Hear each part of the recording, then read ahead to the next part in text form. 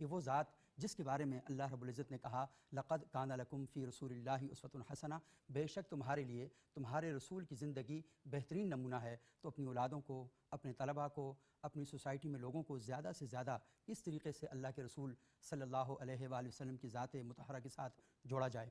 بہت خوبصورت کسی نے کہا کہ وہ نبیوں میں رحمت لقب پانے والا، مرادیں غریبوں کی بر لانے والا، مصیبت میں غیروں کے کام آنے والا، وہ اپنے پرائے کا غم کھانے والا، فقیروں کا ملجا، ضعیفوں کا ماوا، یتیموں کا والی، غریبوں کا مولا، خطا کار سے درگزر کرنے والا،